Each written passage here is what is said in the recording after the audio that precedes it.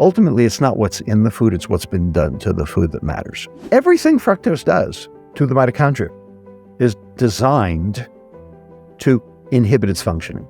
It's metabolic health that drives what we should be doing. Because if something is not metabolically healthy, we shouldn't be doing it, because it means it's killing us. Rob, I want to get started today talking about insulin and insulin resistance. And the latter being such an important topic because it's affecting so many people these days. Oftentimes people don't know they're affected by it till way later on, years even. And it's something that if people know about it, they can prevent or reverse. So before we get into the chronic state, insulin resistance, let's set the stage here and talk about what insulin is, and then we'll move into that. Right, absolutely. Insulin's where the action is.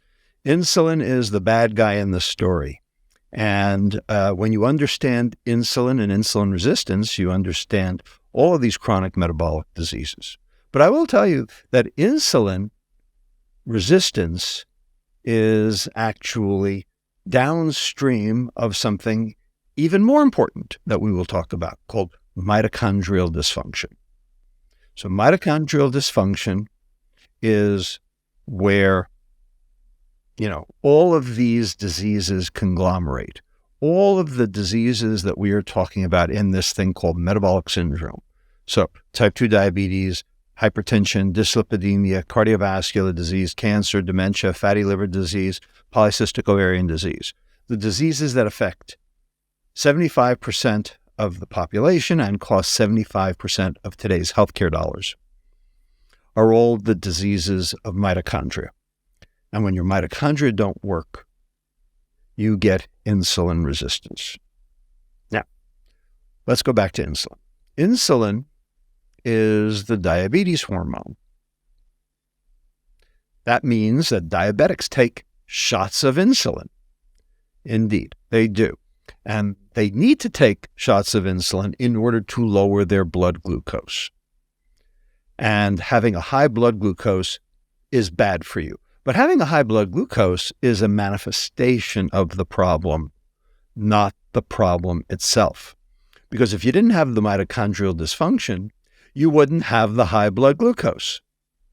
So the high blood glucose is downstream of the actual problem. And insulin is a way to, shall we say, cover up the problem. So yes, diabetics take shots of insulin. So insulin is known as the diabetes hormone. Really, what insulin is the energy storage hormone. Insulin takes glucose from the blood and also fats from the blood in the form of triglyceride and stuffs it in cells for a rainy day. So it will take glucose and put it into cells of the body, including fat, and it will take circulating triglyceride off VLDL and activate the enzyme on the surface of the fat cell called lipoprotein lipase, which will snarf lipid out of triglycerides and store it in fat. So basically, insulin does everything it can to increase your fat. Insulin makes fat. Period. Full stop. More insulin, more fat. So, insulin's a bad guy in the story for just that reason. Now, normally, when you eat something and your blood glucose goes up, your beta cell, the insulin secreting cell of your pancreas, senses that the glucose went up and it is trying to clear that glucose, to put that glucose into storage for a rainy day, your rainy day hormone, if you will, okay, to save up for when you need it most, all right? And so glucose will make insulin go up. That is true. But that insulin should put that glucose into fat cells where it can't do any damage. If your mitochondria are dysfunctional, then that's not working very well, okay? And you're not burning very well. And so when insulin then shoves energy into organs, in particular fat, it's not doing a very good job of it. It's not clearing it. And so the levels of insulin have to go up in order to make the rest of the cells, especially the liver, do its job. That's insulin resistance. Now the question is, why are the mitochondria not doing their job? Why is the cell not responding to insulin? That's the issue. Different tissues, different reasons, but the main one is the liver. And what we've learned is that the primary driver of insulin resistance is liver fat in the liver. Now, once upon a time, 50 years ago, if you had fat in your liver, you were an alcoholic, period. That was the only thing that caused fat in the liver. Today, 45% of the U.S. population has fatty liver disease. Now, notice I didn't say 45% of the obese U.S. population. I said 45% of the whole U.S. population and 25% of the children. And notice I didn't say obese children. I said all children have fatty liver disease. Back in 1975, no one had it other than alcoholics. This is the biggest pandemic of all. Okay, this leaves COVID in the friggin' dust in terms of incidence and prevalence. Okay, it just doesn't kill you in 5 days like COVID did. Instead, it kills you in more like 15 to 20 years. But this is truly the biggest pandemic. Now, why does the liver store more fat? Why is the liver not burning that energy? And therefore, why does the insulin have to go up? And that's what this is really all about. Why are the mitochondria not working? Because if they were working, then number one, you wouldn't be storing the liver fat. Number two, your liver would remain insulin sensitive. And number three, your pancreas wouldn't have to make enough insulin, that much insulin to make the liver do its job, in which case, then you wouldn't be shunting sugar to fat. It's just that simple. So what caused the mitochondrial dysfunction? The answer to that is multiple things, but the one that is, sort of front and center, the one that is sort of everywhere, the one that you can't seem to escape is sugar. Dietary sugar, the fructose molecule, the sweet molecule in sugar, the molecule we seek, the molecule that makes it taste good, the molecule that is, in fact, addictive. I just went and had a look at the latest YouTube stats, and just under 90% of the people that are watching this channel are subscribed. We're making headway, but we still have a long way to go. If you haven't subscribed yet, please do so below. Just takes a second, helps the community continue to grow, and helps the show continue to bring on the biggest guests. Thank you ahead of time. Continue to enjoy this episode with Rob. Well, there's a lot of moving pieces with this story. I want to make sure we stop and kind of recap where we're at before we continue here. So we have the insulin resistance piece, we have the fatty liver, we have the mitochondrial dysfunction, and we're trying to get to the root of all this, which is the mitochondria and the problem there, which has led us to sugar and fructose. Right. So I'll have you take the story and continue it there. Just wanted that little recap. You bet.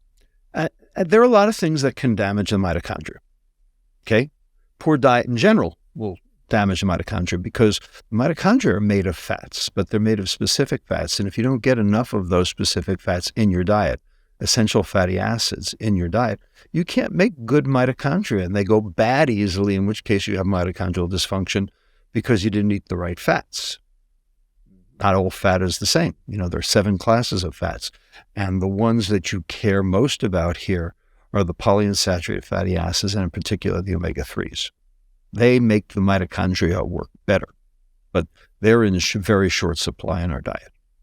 So even before sugar, you have to actually make good mitochondria. Another thing that causes mitochondrial dysfunction is radiation. Radiation will cause mitochondrial dysfunction. And this is actually a problem up in outer space, because we have now learned from metabolomic studies on blood and urine of people who've been, working on the space shuttle, that they have inherent mitochondrial dysfunction just from the ambient radiation, because they're not protected by the Earth's atmosphere. So can you imagine what's going to happen on a Mars mission? They'll be a lucky thing to crawl out of the capsule when they get back home, because their mitochondria are going to be so dysfunctional. So how do you protect people up in outer space? This is actually a big issue for the National Space Agency, and I've actually consulted with them on this. Other things that cause dysfunction of the mitochondria, various obesogens, various toxins in the environment that inhibit mitochondrial function cause weight gain that have nothing to do with calories. So flame retardants, parabens, chlorpyrifos, glyphosate, insecticides. All of these ultimately damage the mitochondria to one extent or another. And we're exposed to all of these as well. So it's a lot of things. It's not one thing. Oh, air pollution. Forgot about air pollution. Particulate matter causes generalized inflammation, causes insulin resistance too. There's a whole bunch of things that lead to this. So, some of them we can do something about, and some of them we can't. But the one that I think is the biggest problem, the one that I think is the most egregious problem, and the reason I think it is because kids are getting these diseases of mitochondrial dysfunction when they never did before. The one I think is the biggest one is sugar. And that's the one that would be eminently fixable if we chose to, because that is purely the food industry's causation. They could fix this if they wanted to, but they don't want to. Well, let's take some time with each of these, because you've named about 4 or 5 different ones there total. And I've heard you talk a lot about sugar. We got into sugar a lot on our last chat, and I do want to dedicate a good part of this conversation to that as well. But let's start with the fatty acid piece. Let's make sure we get all the different pieces here and give people their best chance at mitochondrial health.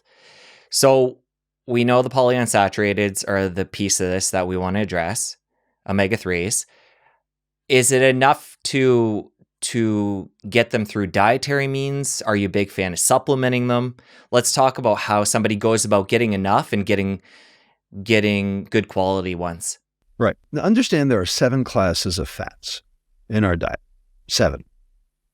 And some of them will save your life, and some of them will kill you. Okay? There's a big spectrum all the way from one end to the other.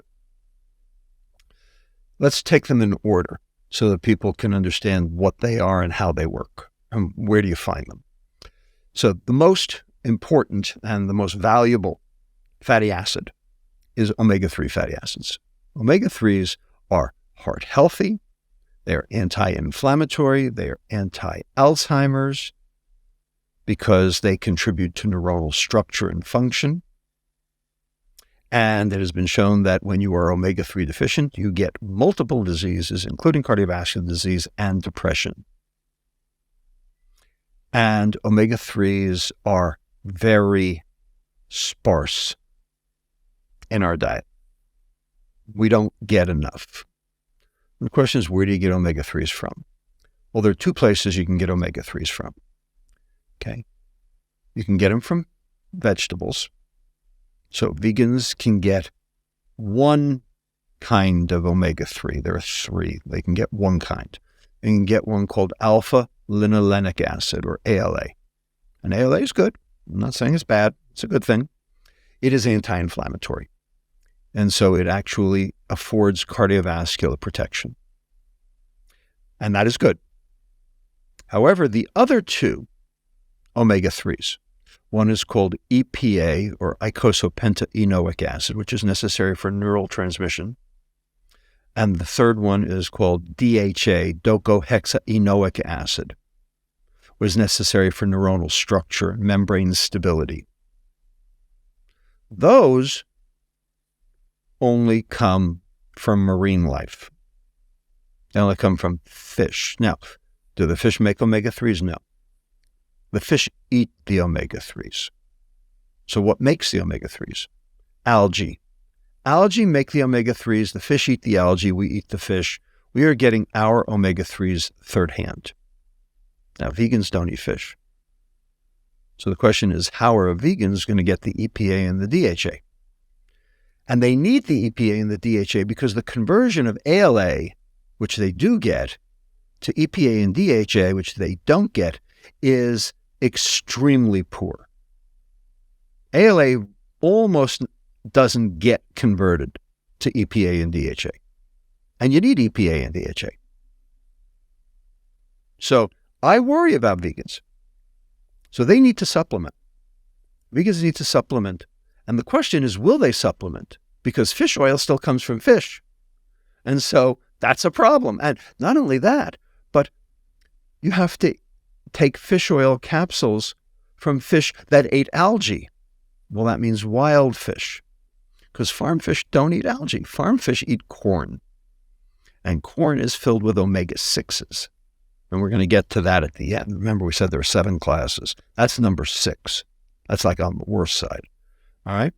So omega-3s are super important. They contribute to mitochondria. They contribute to neuronal membrane stability. They contribute to suppression of inflammation, cardiovascular stability. There are a whole host of things that omega-3s do for you that are positive, that are in your best interest in terms of health. And we don't get enough. Number 2, monounsaturated fatty acids. Oleic acid, found in olive oil.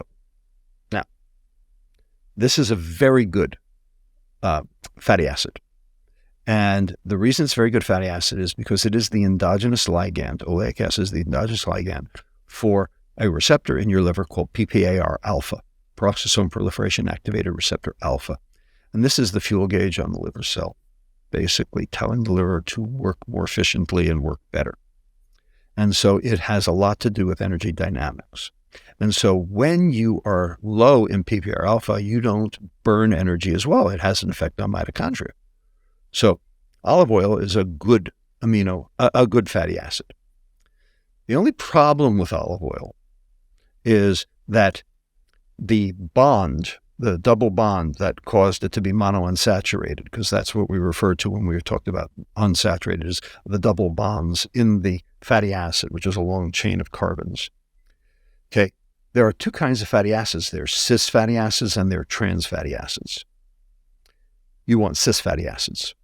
And the reason is because we don't have the enzyme to break a trans double bond. Olive oil is cis fatty acid. That's good. But if you heat olive oil, if you heat oleic acid past its smoking point, which is relatively low for olive oil, 310 degrees Fahrenheit, 165 degrees centigrade, okay, which is easy to do in a saute pan. What you do is you put enough heat across, enough energy across that double bond that it will actually flip. And now you have created a trans fatty acid right in your skillet. And that is poison. We're going to get to that as number 7. So you got to be careful about olive oil. Olive oil is meant to be consumed at room temperature. Number 3, polyunsaturated fatty acids. So polyunsaturated fatty acids are also good. They are good for several reasons. They are good because they are anti-inflammatory, but they also can flip their double bonds, and there are more double bonds to flip. The good news is most of the polyunsaturated fatty acids have a higher smoking point, so it's a little harder to make that trans fat switch. That's true. But it's also been shown that if you consume too many polyunsaturated fatty acids, you're going to end up with immune problems with your immune system. Number 4, saturated fatty acids. Now, everyone thinks saturated fatty acids are the devil incarnate. They think that is the worst of all the fatty acids. And the reason they think that is because that's what we were told for 45 years. That's what, Ansel Keys told us back in the 1960s and 70s. Saturated fat was evil, okay, and why we all needed to go low fat because saturated fat was bad for you. In addition, because saturated fat is animal fat, okay, comes from, lard and from pigs and from cows. And saturated fat, if you get rid of saturated fat, that means you're getting rid of the cows and the pigs and the goats and everything. And the vegans would like that very much. So there's sort of a feed-forward problem there. Turns out saturated fat is not one saturated fat. There are two. There's even-chain saturated fatty acids, which are what's in red meat. And then there are odd-chain saturated fatty acids, which are what's in dairy. Turns out the odd-chain saturated fatty acids are metabolized differently than the even-chain. And also the odd-chain saturated fatty acids have a different phospholipid signature. They have a tail on the end, which makes them polar, which makes them actually do very different things in the body because they can basically bind to other things and activate other things. That phospholipid is very important. And it turns out that phospholipid signature is anti-inflammatory. So it turns out the dairy saturated fat is actually anti-inflammatory, whereas red meat saturated fat is not. But it's not pro-inflammatory either. In converse to what Ansel Keys told us. So saturated fat, neither good nor bad from that standpoint. And dairy saturated fat, actually good. Number 5, medium chain triglycerides. So these are very short triglycerides, usually on the order of about 10 to 14 carbons long, whereas a standard fatty acid would be 16 to 20 or 22 even carbons long. So 10 to 14 carbons. Turns out these are metabolized differently. They are absorbed differently. They are not absorbed in my cells and go through the lacteals and the lymphatic system. They end up going straight to the liver. Now, lots of people are excited about medium chain triglycerides because they're relatively high in coconut oil.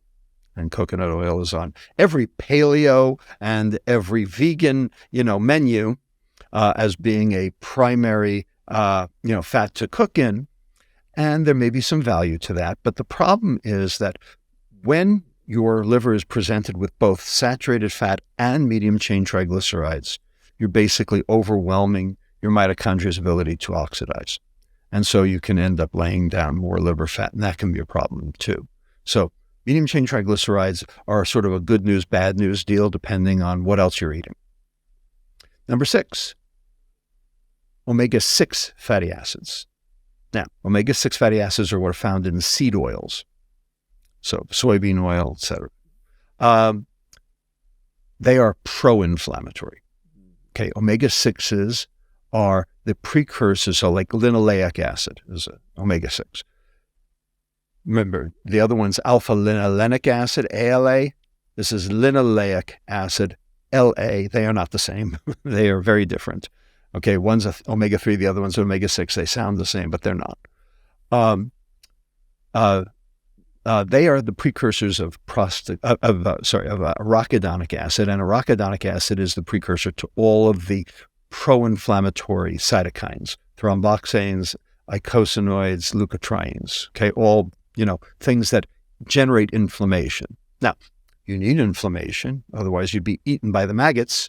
You need inflammation to be able to clear an infection. Okay, so in an acute situation, omega-6s are good because they will help you get rid of, whatever is trying to invade your body. But you certainly don't want that inflammation to be going on willy-nilly without an acute stimulus. And the problem is the more omega-6s, the more chronic inflammation. And that's bad for you every which way. And, will ultimately lead to early demise. So keeping the omega-6 levels down is wise. And omega-6s basically have taken over our entire diet. We talk about the need for an omega-6 to omega-3 ratio of about 3 to 1.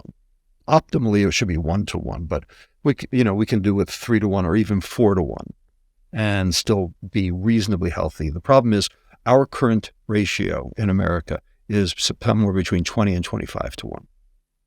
Way too many omega-6s, way too few omega-3s. So we need to boost those omega-3s and try to bring down the omega-6s. Now, bringing down the omega-6s is a little bit controversial. Like, for instance, Dariush Mozaffarian thinks we don't need to do that. We do need to raise the omega-3s. He thinks that's enough. I'm not so convinced. I think we do need to get those omega-6s down. And then finally, number 7, the devil incarnate, trans fats.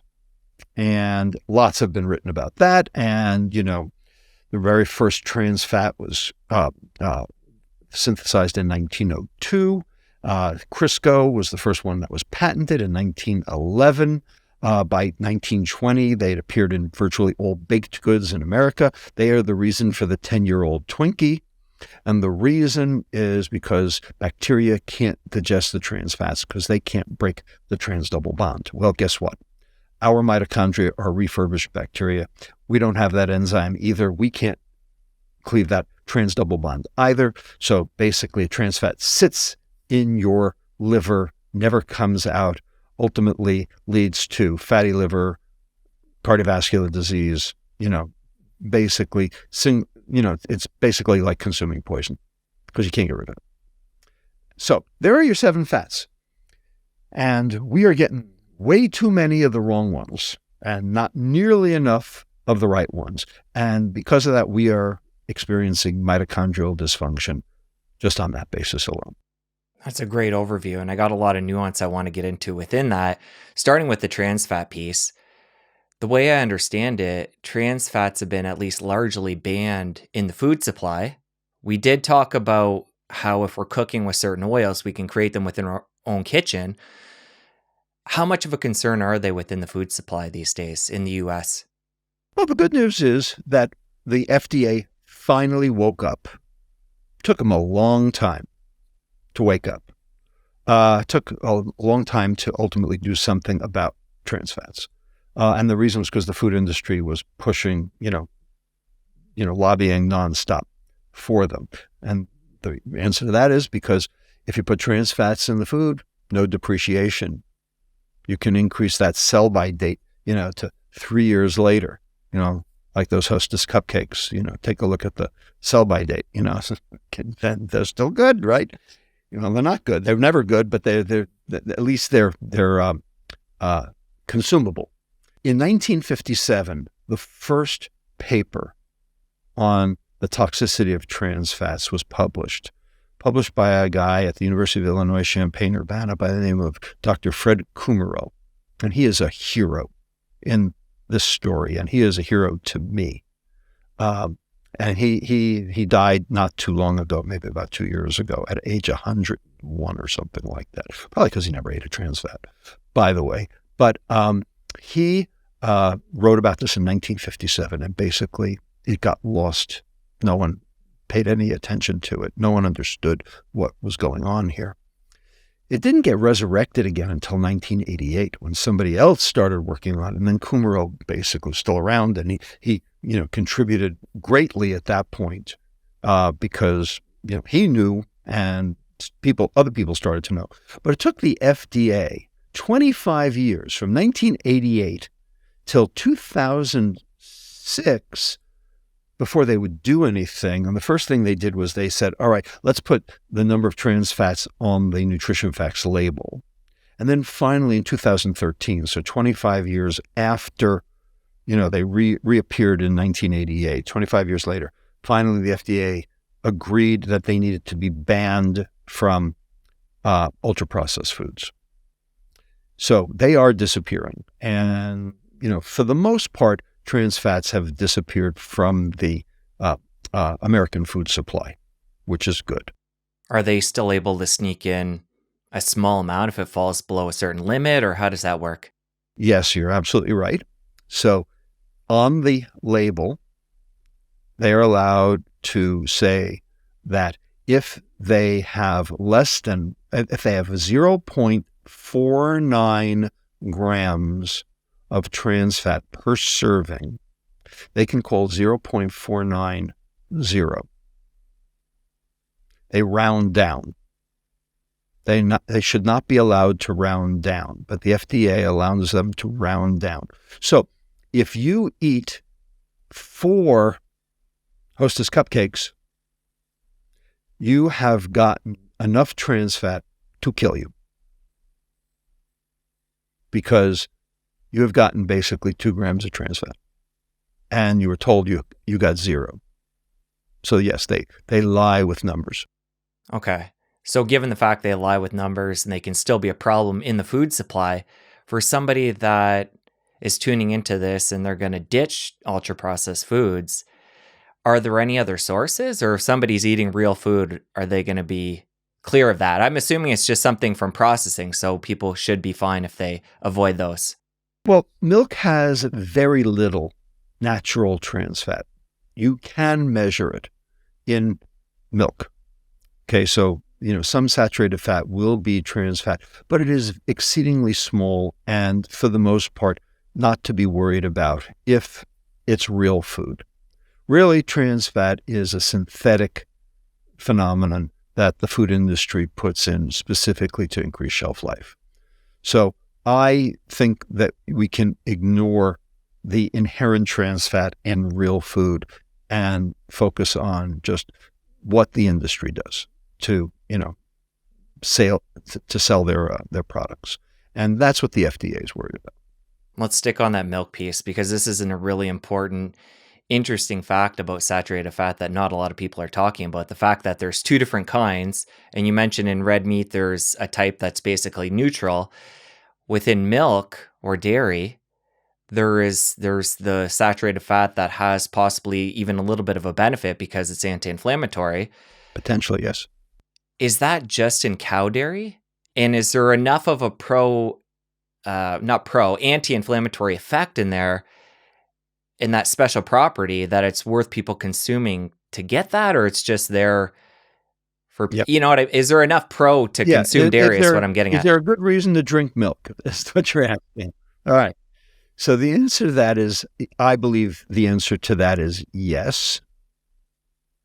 Now, this is a little complicated. Milk generates an enormous amount of visceral reaction.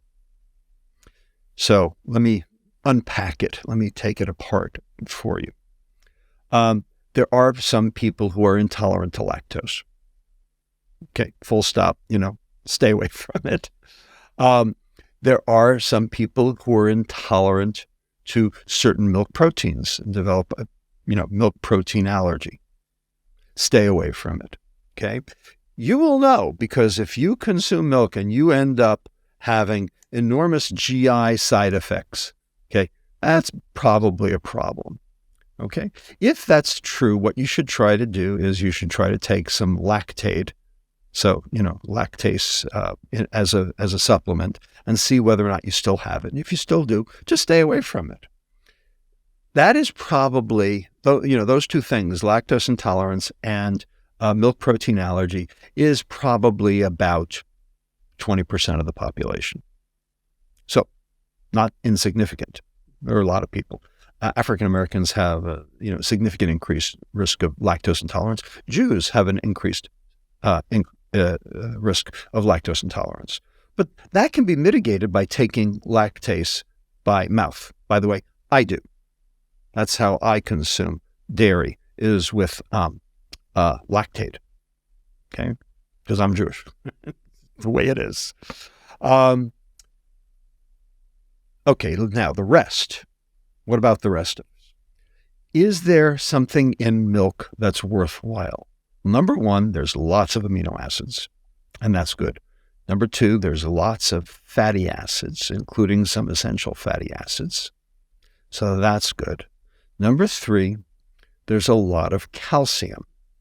Now, here's the problem with the calcium story. Everyone says you need calcium. You do. You absolutely do. No question. Calcium for bones, calcium for muscle functioning. Calcium is calcium for hormone release. Okay, calcium is essential. And milk is a very good source of calcium. So you would say, well, then you should drink milk because of the calcium. And we tell postmenopausal women to drink milk because of the calcium, right? We give them vitamin D too, right? Wrong. This is the mistake. And the reason is not because there's not calcium, there is, but because there's way more phosphorus in milk. In order to absorb calcium, you have to have a calcium phosphate product that is conducive to absorption. And the problem is that the phosphate binds the calcium. So it becomes calcium phosphate or calcium biphosphate or diphosphate and makes it unavailable for absorption. So in other words, in order to absorb calcium, you have to have calcium without phosphate. And that's not milk. That's other foods, but it's not milk. So in fact, the calcium that's in milk is, for the most part, unabsorbable. And that's one of the reasons why giving milk to people with osteoporosis doesn't seem to benefit them. In fact, might even hurt them. Now, can you give calcium pills? Yes, you can give calcium pills, but does that fix osteoporosis? No, that doesn't fix osteoporosis either. And the reason is because the calcium just gets absorbed and goes right through you, does not end up in the bone. You have to do some things to the bone in order to get that calcium into the bone. And unfortunately, vitamin D is not the answer to that. That's why all of these trials of calcium and vitamin D in postmenopausal women have failed. So the notion that you can actually reverse osteoporosis by drinking milk, which is, of course, this, common urban myth that's out there, does not work. As a pediatric endocrinologist, I used to take care of multiple children with hypocalcemia, low serum calcium levels. And these kids sick. They have the George syndrome or congenital hypoparathyroidism or autoimmune hypoparathyroidism or, host of different diseases leading to hypocalcemia. And we had to boost these kids' serum calcium levels to keep them from having seizures and tetany and, and stopping of the heart and what have you. Okay. This is a big deal. In order to do that, we had to give them calcium and we had to make sure that the calcium was absorbed. So we actually had to take away the milk. We had to take away dairy. We had to give the calcium with no phosphorus. We had to increase the calcium to phosphate product in whatever they were eating to 4-to-1, 4 calciums to 1 phosphorus. Whereas milk is 1-to-2, 1 calcium to 2 phosphoruses. So we actually had to take away the milk and give them calcium without phosphorus. We had to give them calcium supplementation in the form of calcium gluconate or calcium chloride or something else, very specifically to increase the absorption. So this notion that milk is important because it has calcium is actually not correct. In addition, milk does not have vitamin D in it until or unless you irradiate it. So standard store-bought milk will be irradiated, and that's how it has high vitamin D. So you can buy unvitamin D milk, if you buy it from a local farmer or whatever, but that is not a good method for supplementing your vitamin D. So there are all sorts of issues with respect to milk. And then finally, let me address one last myth about milk, and that is that it causes cancer. And this all came from one book, and that book is called The China Study, written by Campbell and Esselstyn. And what they did was they looked at the population of China, and they did an epidemiologic analysis. 500 pages of single univariate correlations, and and snapshot in time, no time component in the analysis. And what they came up with was that the consumption of dairy correlated with increased incidence of cancer. And so they said, therefore, milk causes cancer. And they said that casein, the protein in milk, the primary protein in milk, was the bad guy. Number one, this is not how you determine causation. Univariate correlations are not the same as multivariate correlations, and multivariate correlations are not the same as causation. In order to determine this, you would have to have a time component, which they do not have. Okay. And also, there's this thing called reverse causation, where it might be actually people with cancer might have, altered, food intake. And it might also be that there's intermediate causation. Something else is causing both of those things and it has nothing to do. Like, for instance, ice cream consumption correlates with drownings. Is it that ice cream causes drownings? Or is it that survivors of drownings, bury their heads in a banana split? Well, neither, okay? Ice cream usually is consumed when it's hot outside. People swim when it's hot outside, and some people who swim drown.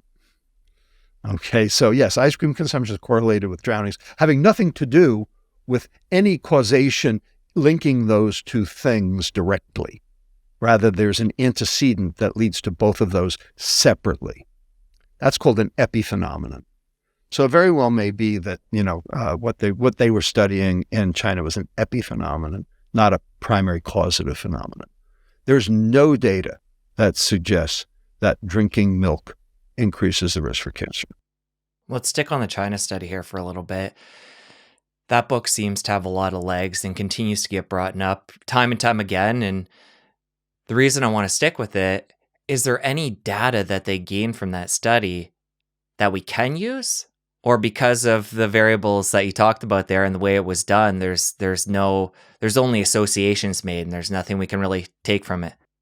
There's only association.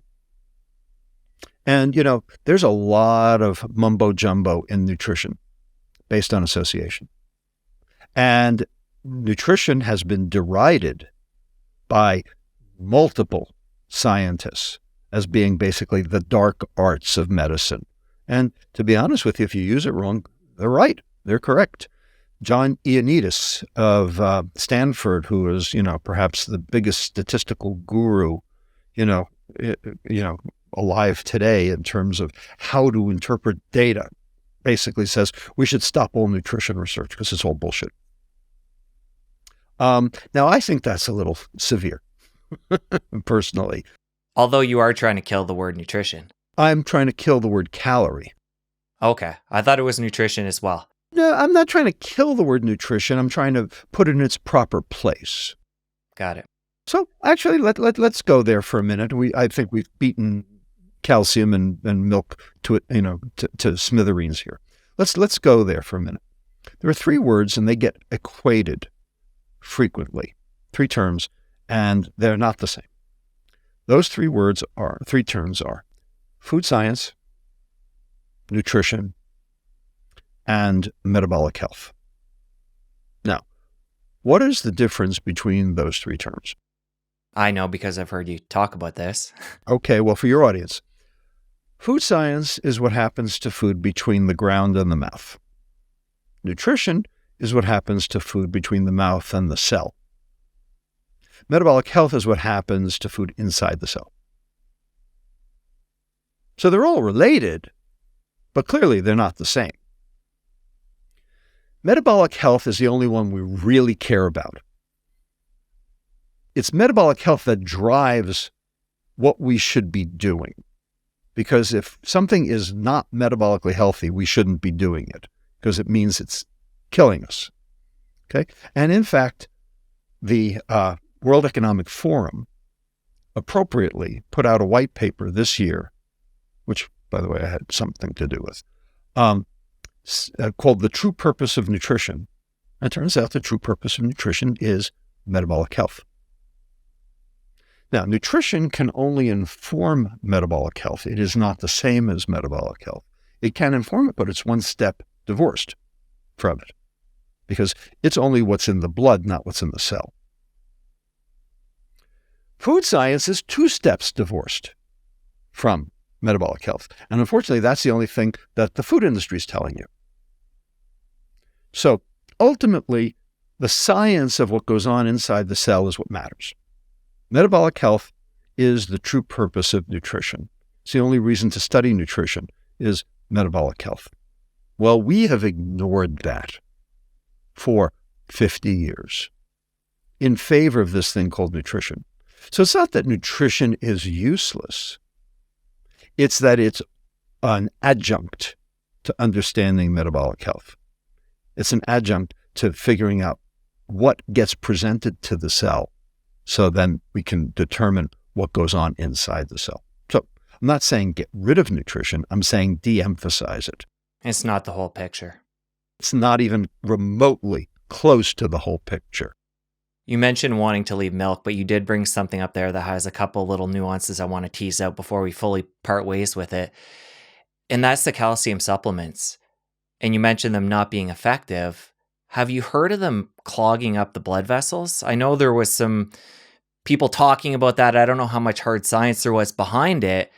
But for people out there that are taking those, we're learning that they're not effective. But the way I understand it, they can actually be detrimental. In certain patients, if they don't clear the calcium well, yeah, they could. Now, some people need them. I have to take a calcium supplement at night myself because I get leg spasms in the middle of the night unless I take calcium. And I have been checked for hypoparathyroidism or some metabolic problem, and I don't seem to have one. And when I take a calcium supplement, the leg spasms go away. So I'm treating them symptomatically, and I don't know why I have these, but, I do. And what's interesting is my mother had them. So is it genetic? Is it we eat the same crap? Is it something else? I don't know. I've talked to endocrinologists about it. I don't know if the calcium works. Good. But yes, I have heard that as well, and it depends on how well it's cleared. Okay. And the other piece that ties into that, the way I understand K2 is it helps the calcium go to where it needs to be in the body and deposit in the right areas. I'm not aware of that, and you could teach me there. I know about K2, but I've not heard that. Okay. All right, before we pull out of fats, we're going to zoom back out of milk now and calcium. A couple more little nuances there in that part of the conversation I want to make sure we address. One being the first piece you started with was talking about EPA and DHA and the importance of those.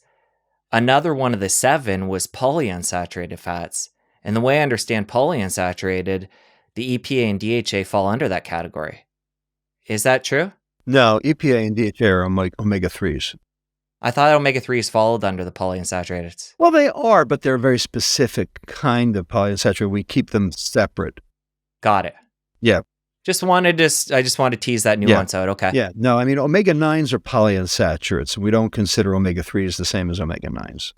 And the last piece within fats then before we leave is for somebody that isn't vegan, you mentioned the fact that that can be problematic when it comes to because they're not going to directly be getting any EPA and DHA. They need to convert or they got to go back to the algae source and get that from that. Well, But the conversion is pretty low. It's like less than 1.5%. Exactly. So, but they can go all the way back to taking an algae oil, the way I understand it, and then get the DHA and EPA that way. No, not quite. Okay. Almost right. But let me correct that, Jesse. Algal oil. Okay. I know a lot about algal oil. Okay. We have researched it in part for this big study we did in Kuwait, which I'm sure we will get to. Algal oil is DHA. Algal oil is DHA. And DHA is important for neuronal structure. No question, no argument. So if you're not getting your DHA from anywhere, then algal oil is a way to get DHA. But algal oil is not a source of EPA. Now, EPA is necessary for neurotransmission.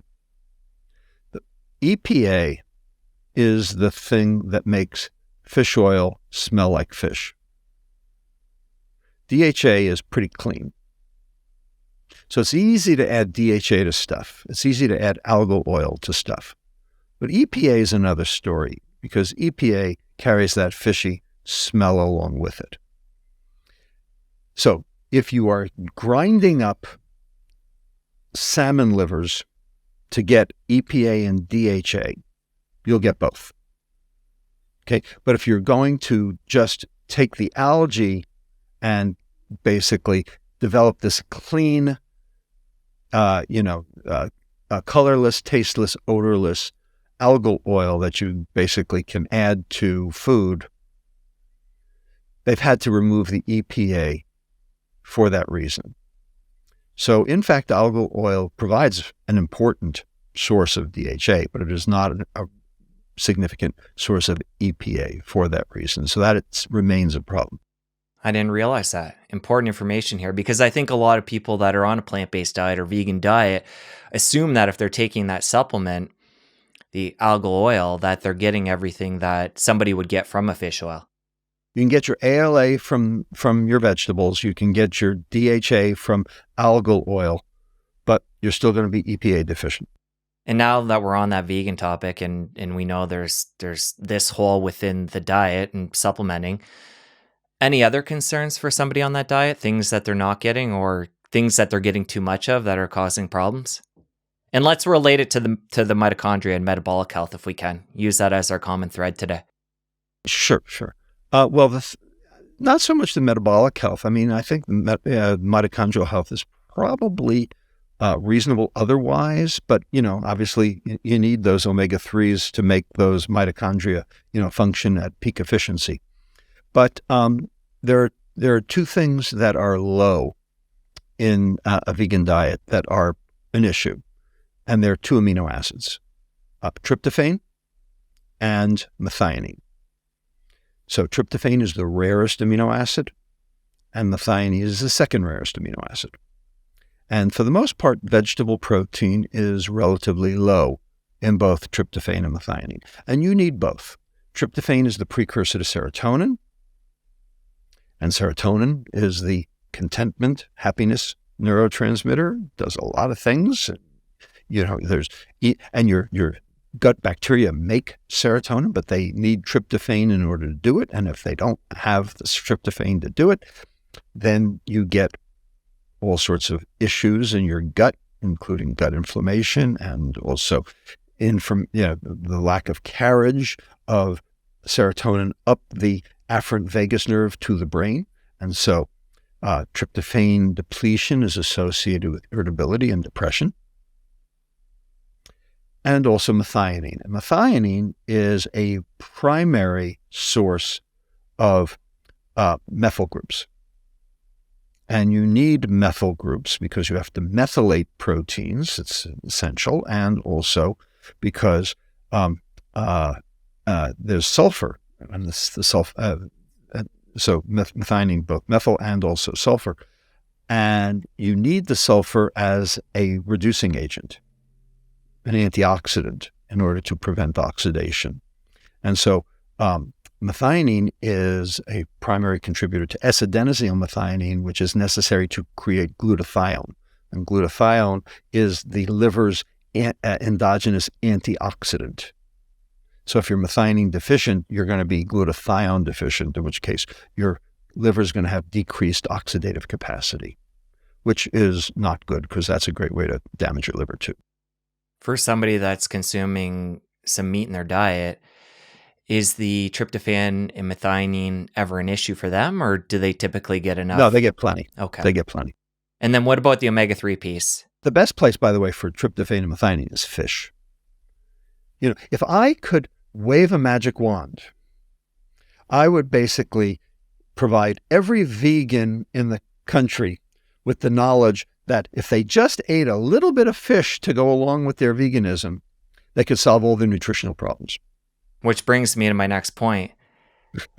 Can we get enough omega-3s from fish as somebody who is eating meat? Because that, fish oil is a really popular supplement. It's something I'm currently taking.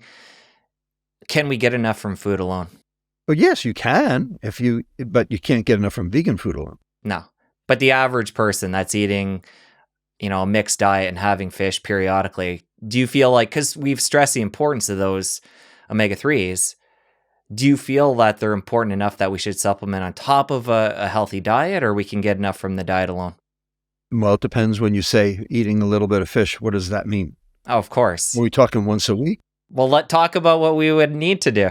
If you ate fish twice a week, you'd have more than enough. If you eat fish once a week, kind of depends on where you go for your fish. Because if it's farmed fish, no. If it's wild fish, probably yes. And early in the conversation, when you named off a bunch of different variables when it comes to the mitochondria, we just went heavy into the fat piece. We're going to get to sugar. That's an area that, again, you talk a lot on, and we're going to get there. We have time. Jesse, we are an hour into this, and that's the first time the word sugar has been mentioned.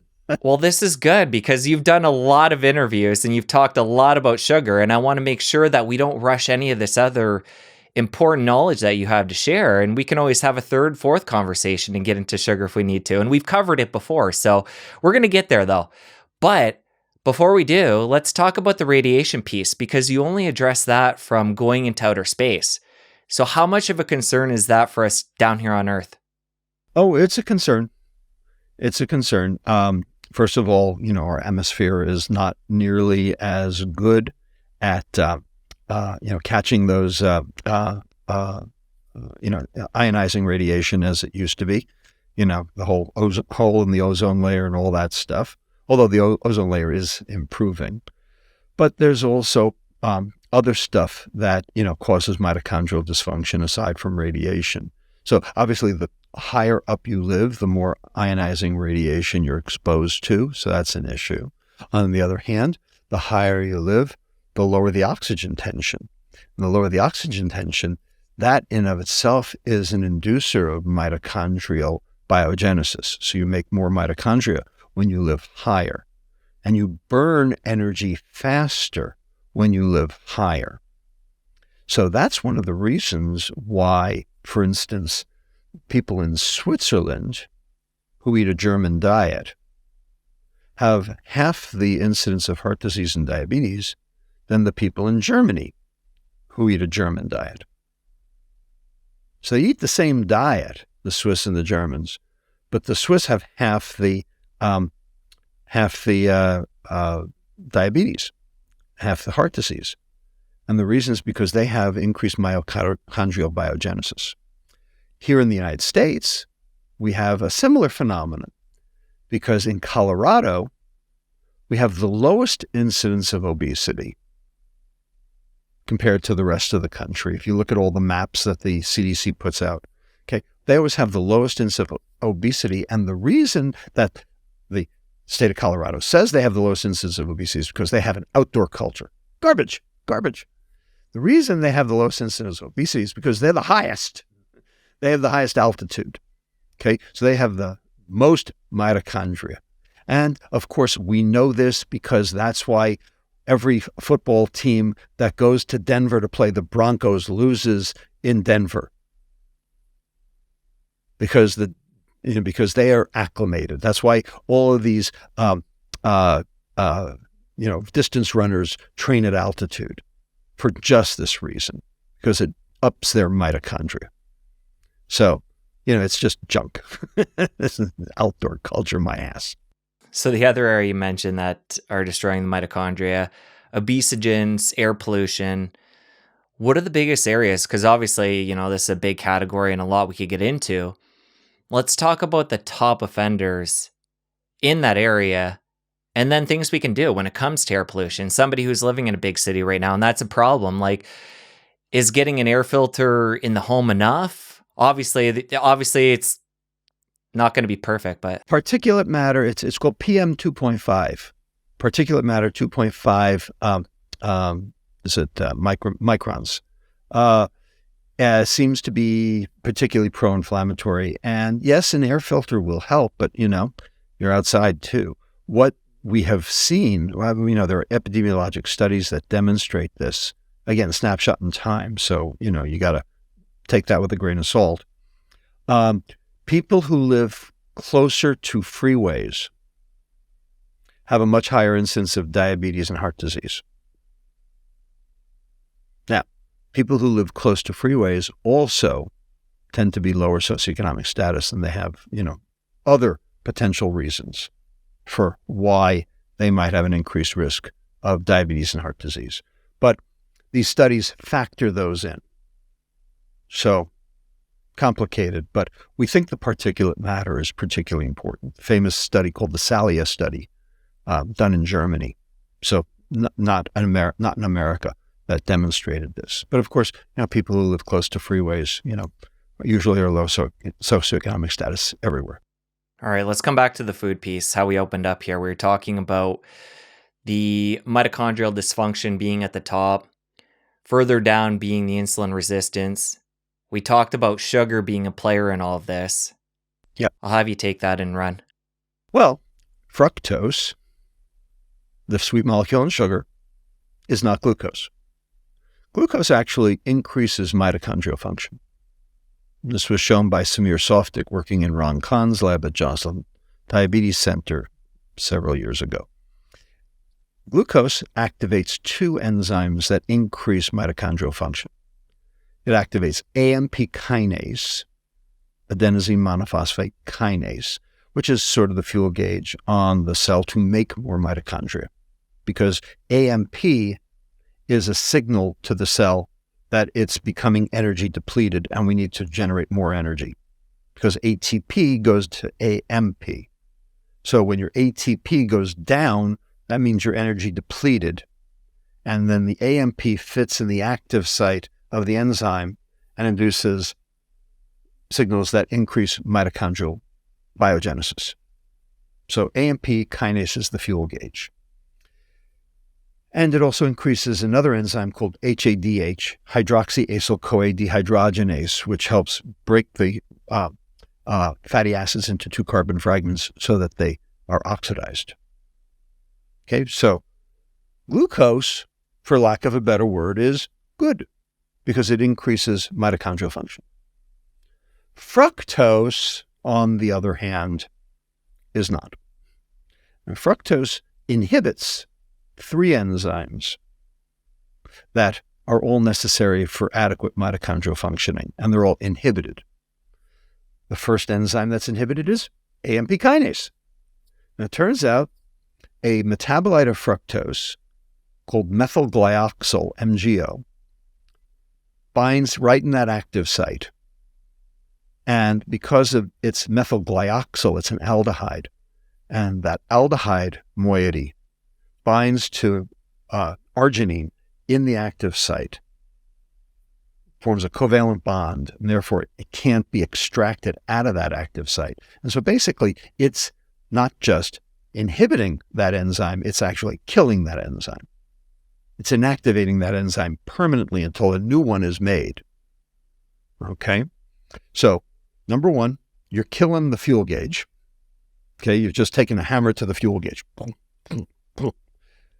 In addition, it inhibits another enzyme called ACAD-L, acyl-CoA dehydrogenase long chain, which is necessary for those cutting up of the two carbon fragments.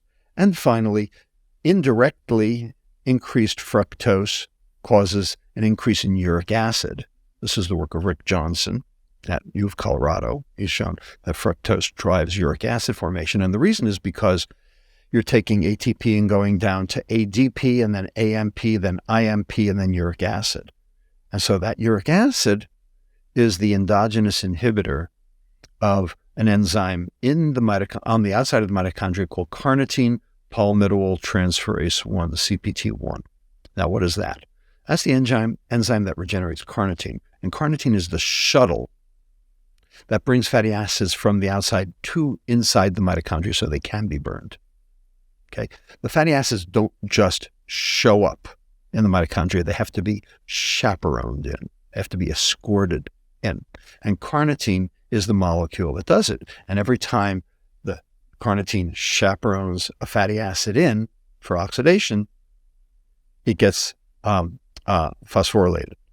And then it has to be dephosphorylated in order to work again, to recycle it. And uric acid inhibits the enzyme that does that. So everything fructose does to the mitochondria is designed to inhibit its functioning. So when you look at glucose, it's a winner. When you look at fructose, it's a loser. Sugar is both. Which one wins out? Clearly the fructose, because it's killing those enzymes. You just mentioned something there I wanted to highlight. The fact that sugar, table sugar, sucrose, is both of these together. So you're mentioning the fact that glucose good, fructose bad. Right. Oftentimes, fructose way better than glucose is good. and the thing, what I'm trying to highlight here is even in nature, things like honey or agave syrup, which, agave is not really that natural, but these things are often found together. So, well, they're always found together. There's no such thing as fructose without glucose in nature. Would grains be a starch that would just be glucose, though?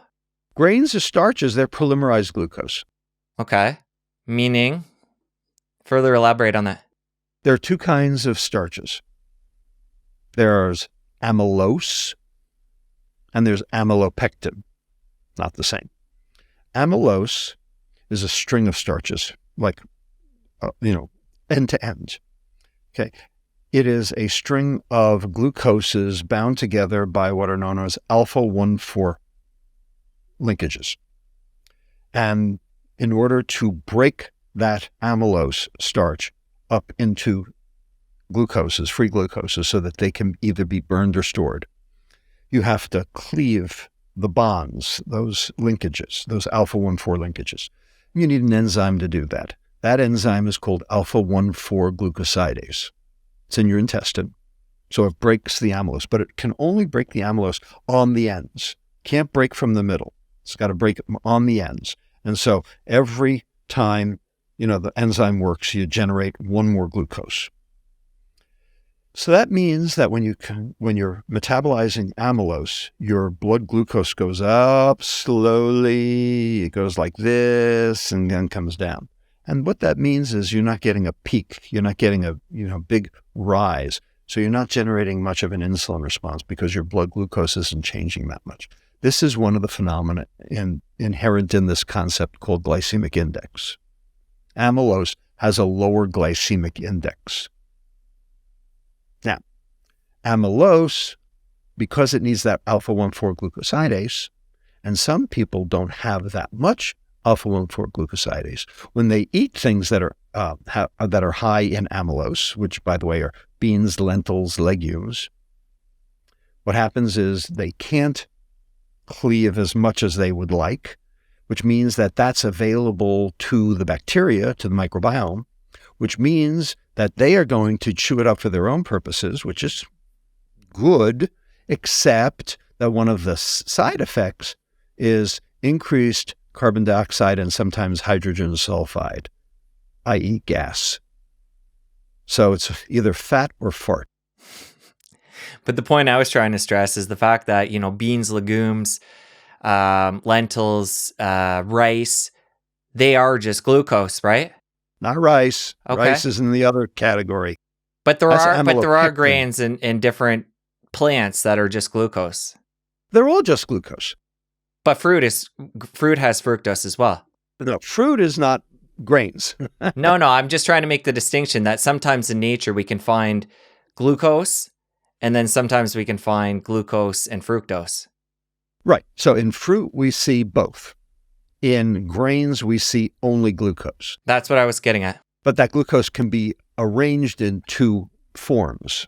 It can be arranged as amylose or amylopectin. So amylopectin, let's finish that up. Amylopectin looks more like a tree. Instead of a string, it looks more like a tree. It's got branches. Now, the branch is not an alpha-1,4 linkage. It's an alpha-1,6 linkage. So one glucose can go this direction, and it can also go down this direction. And so you end up with a tree with multiple branches, almost looks like a globule. And what that means is that you can have multiple enzymes attacking that molecule of amylopectin all at once, because it's not just working from the ends.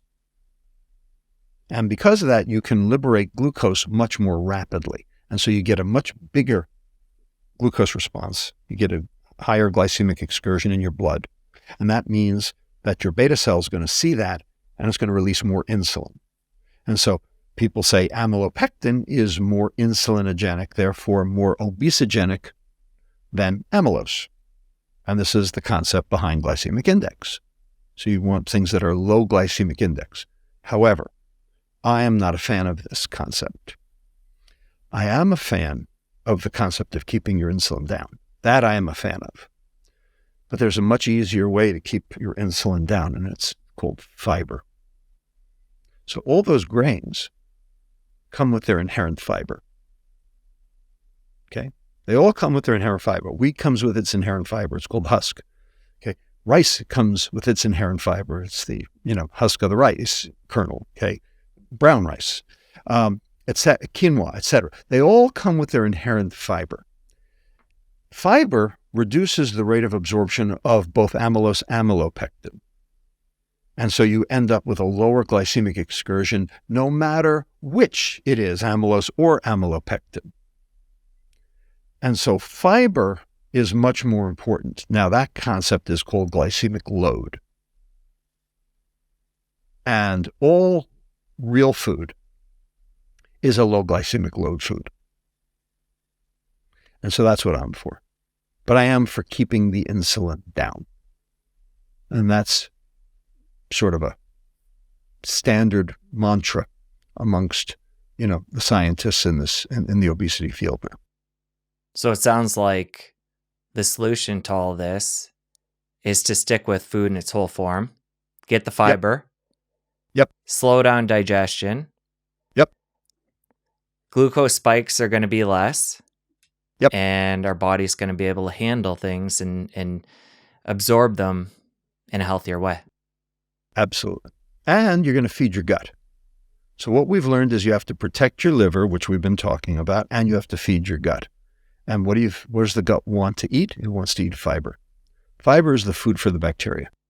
Well, let's take that to the extreme and talk about somebody who is fasting or somebody that adopts a carnivore diet or primarily meat diet, and they're seeing certain health benefits in that realm. Is that only temporary, or is there exceptions when we go to those extremes when it comes to the gut? So fiber is the natural food for the intestine. And what the bacteria in the intestine can chew up fiber for its own purposes. And one of the things it will do is it will turn that fiber into a secondary product called short-chain fatty acids, SCFAs. And those short-chain fatty acids have effects on us. They are anti-inflammatory. They keep inflammation down. And gut inflammation is one of the primary sources of chronic metabolic disease. So keeping your gut placated and generating short-chain fatty acids is part and parcel of improved metabolic health. So fiber is the primary driver of that. However, there are other things that bacteria can do to, consume, to metabolize the nutrients it needs and also generate short-chain fatty acids.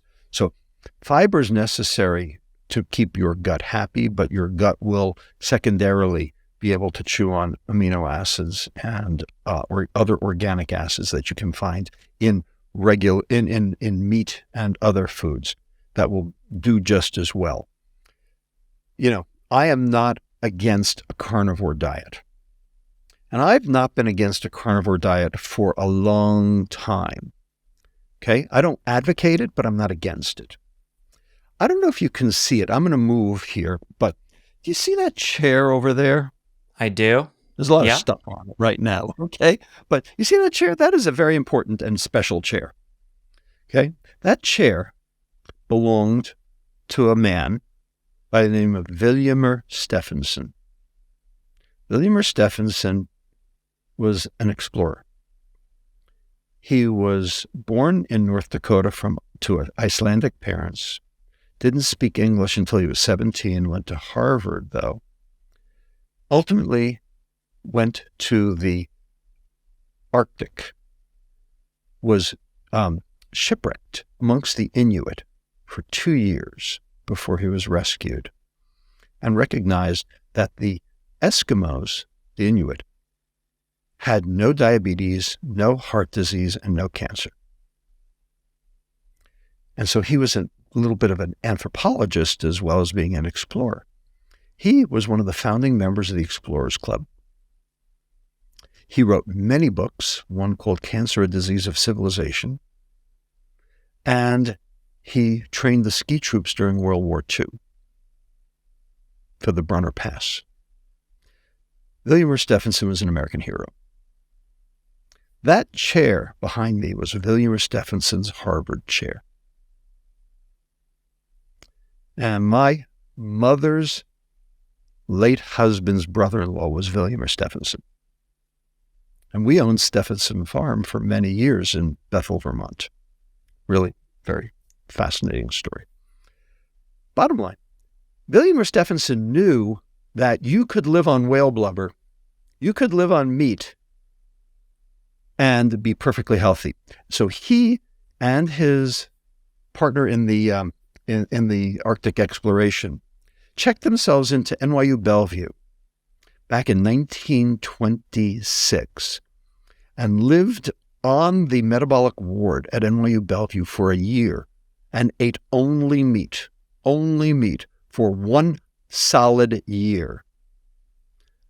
And it turned out at the end of the year, they were healthier than the investigators who were studying them. And of course, this got written up in the Journal of Clinical Investigation, 1928, multiple papers about it, and it's one of the reasons he wrote the book, Cancer, Disease of Civilization, etc. Point is, you can be on a ketogenic diet, you can be on a carnivore diet, and it will work. It will work. Okay? And there are many tribes that consume nothing but meat and milk, the Rendelia, the Tokelau, the Maasai, the Inuit, okay, and they are fine because this is their indigenous culture and because you can get enough out of a carnivore diet to be able to maintain health. You can also get enough out of a gatherer diet, okay, and to maintain health. But in order to do so, you have to eat the requisite fiber. And you mentioned there the fact that the gut bacteria can actually feed on other things besides fiber. Yes. When somebody's consuming only meat. That's right. Exactly. So there are different ways to do it, and I'm not married to either one. I'm very agnostic in terms of this. People get to choose. But the one diet that never works, not in the history of mankind, is the standard American diet. That's the diet that doesn't work. I realized when I threw that last question to you, I lumped together carnivore plus fasting. And obviously, you know, the nuance of your answer there, the fact that gut bacteria can feed on meat and not necessarily just fiber, leaves the fact that what happens when we fast? Well, and what it does is it makes the gut bacteria want to grow. It makes them want more. And if you don't feed your gut bacteria will feed on you. So it will actually strip the mucin layer right off your intestinal epithelial cells. So it will find its food, okay? And now your intestinal epithelial cells don't have the physical protection that it needed to keep the gut microbiome at bay. I mean, your intestine is a sewer, okay, at every level, okay? There's a lot in your intestine. And the goal is to keep that in the intestine and not in your bloodstream. So there are 3 barriers in your intestine to separate you from the junk in it. The first is the physical barrier, the mucin layer. And like I said, if you don't feed your gut will feed on you. The second barrier is the biochemical barrier. They are called tight junctions. They are proteins that link the intestinal epithelial cells together so that things can't get through. But there are things that can poison those tight junctions, and then they come apart and things can get through. That's called leaky gut. And the things that can damage those tight junctions are wheat gluten in people who are gluten allergic. They're called celiac disease. Those tight junctions, like the example of that is zonulins. That's what goes wrong in celiac disease. They go like that. But it turns out fructose nitrates those tight junctions and renders them ineffective also. So fructose can basically generate leaky gut all by itself. And then the third barrier is the immunologic barrier. So your intestine has more immune cells than the rest of your body put together. It's got all these things called Peyer's patches where all the lymphocytes hang out. And those lymphocytes are special kinds of lymphocytes. They are Th17 cells, and they make a cytokine called IL-17. And their job is to basically patrol the entire gut and make sure that stuff doesn't get across. Recent paper out of Ivanov's group at Columbia showed that on a regular whole foods diet, those Peyer's patches, those Th17 cells, that IL-17 is all functional, working, and the barrier is intact.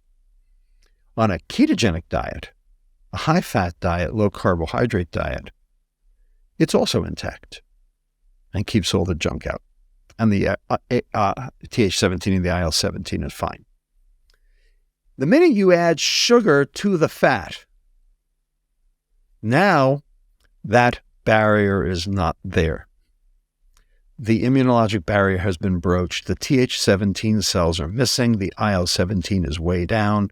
And fat from the intestine starts conglomerating on the other side and gets into the bloodstream, which can then cause inflammation. And then tying back to what we talked about before, sugars in nature are going to be found with fiber. And this is going to form this lattice work that I know you've talked about before on the show, right, on our first conversation. And I've heard you talk about it on other podcasts where the soluble fiber and insoluble fiber, they mesh together and form that barrier, which is going to slow down digestion. Right.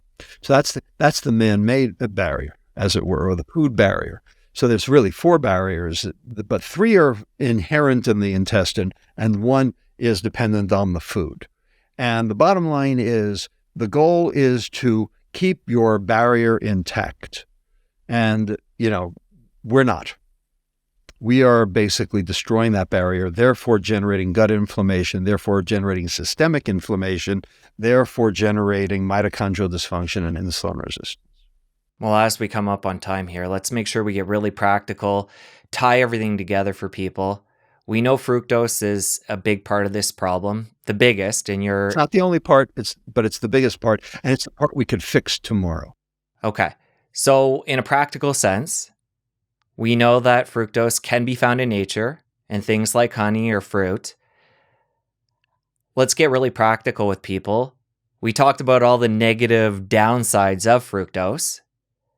How do we, in a practical way, eat in a way where fructose isn't going to damage our mitochondria, which again is at the top of this whole chain, and then all the problems are downstream? Very simple. Eat fruit. But that's it. In terms of fructose content, you need to look at the added sugars on the side of the label. Fruit doesn't have a label. That's okay. Food that doesn't have a label hasn't been processed. Food that doesn't have a label has its inherent fiber still there. The minute they do something to the food, now they got to put a label on it. So whenever they have a label on it, you have to look at the degree of processing. And one of the ways to do that is to look at the number of grams of added sugar that's now listed on the label. And the higher that is, the more you don't want it. It's just that simple. The goal is to keep your consumption of added sugars below 25 grams a day. That would be 6 teaspoons. That's about what your liver can handle. Very similar to, by the way, to what your liver can do with alcohol. That's about as much as your liver can handle alcohol too. And the reason is because alcohol and fructose are metabolized the same way. So it makes sense that about 6 teaspoons of of sugar, therefore 3 teaspoons or 12 grams of fructose, 25 grams of sugar, because they're 50-50, would be sort of the maximum. If you eat whole food, you have nothing to worry about. Because if you eat whole food, your fructose content beyond fruit is minimal. And the fruit has fructose, but not very much, and you're not going to absorb it because of the fiber. So, the goal is to eat as unprocessed a diet as you can. And whether you want to go more toward the plant-based or whether you want to go more toward the animal-based, I think that's up to you. What do you prefer? Okay. I don't have a horse in the race. Either one will work. Either one can be healthy. Now, if you go extremes on either side, there might be problems depending on how you do it. So, there you might need supplementation. But if you stick in the middle, you can go either way. I personally think a pescatarian diet is like the best diet. That's the one I would choose if I could get, everybody to recognize that fish has some really good things in it and things you can't get pretty much anywhere else. And so you want to eat mostly vegetables? Fine, great, terrific. Add a little bit of fish so you can get your omega-3s and your tryptophan and your methionine and, we're, good to go. Are you a pescatarian? I eat meat. I shouldn't say I'm a pescatarian because that suggests I don't eat meat. I'm sort of a flexitarian is really what I am. Let me be honest. I love fish. I eat fish as often as I can, but I do eat meat. You might see me barbecuing. No question. I consider myself a flexitarian more than a pescatarian. I know we're coming up on time, but I want to hit on two quick things before we part ways. One being that when we think of fructose being a problem, the way I'm hearing you say it is that it becomes a problem when it's out of its whole food form. But the thing I want to caveat and add to that is the fact that we can process things in our own kitchen through juicing and blending, pulverizing fruit up into, very fine bits when it comes to a blender or juicing. Then we're no longer, even though that food didn't have a label originally, we're no longer talking about it from this perspective of having that safety net of fiber. That's right. As soon as you've juiced it, as soon as you've pulverized it, as soon as you've smoothied it, okay, it's not whole anymore. And you'll notice, okay, if you buy an orange at the store, it doesn't have a label. But if you buy an orange smoothie in a bottle, it does have a label. Okay? Maybe nothing's been added, but something's been removed. It's been processed. And now it needs a label. That's the way you need to look at it. So every label is a warning label. And you have to look at the label to determine how much of a warning it is. It might not be that much of a warning, or it might be a very big warning. And there are ways to figure it out. And they're in my book, Metabolic, and they're on the internet, and I've posted on this many, many times. Ultimately, it's not what's in the food, it's what's been done to the food that matters. And sometimes you can't learn that from a food label. All right. I know, again, we got to part ways, but we'll end on this. We started talking about insulin resistance, and then we went upstream from there to the mitochondrial dysfunction. I want to make sure we come full circle and address the insulin resistance piece, make sure we hammer that home, how it fits into all of this. So can you take that and make sure we fully explain how that fits into this when it comes to the mitochondria and working its way down? Keep your insulin down, okay? The best way to keep insulin down is don't let it go up. Well, what makes insulin go up? Refined carbohydrate and sugar. So refined carbohydrate is carbohydrate without fiber, and sugar is sugar. Those are the things you have to watch. Those are the things that you have to be careful about. Unfortunately, those are the primary components of processed food. So the less processed, the lower the insulin. The lower the insulin, the less mitochondrial dysfunction. The less mitochondrial dysfunction, the healthier you are. All right, Rob. Really enjoyed the conversation. Glad we could come full circle there at the end. We're going to link up your books, your social media, your website, everything in the show notes. And I just want to thank you. Your work, the work you're doing is just so important. And I really enjoy our conversations. Doing our best. We need everybody on board. It's a big nut. And so everybody has to be speaking with one voice. Thank you, Rob. All right. Pleasure, as always. Now that you're done my conversation with Rob, you're going to want to go back and watch my previous conversation we did together. Even if you've watched it already, it's time for a refresher. We go deep into sugar and how it's poison. I'll see you over there. It's poison. And it actually detracts from metabolic.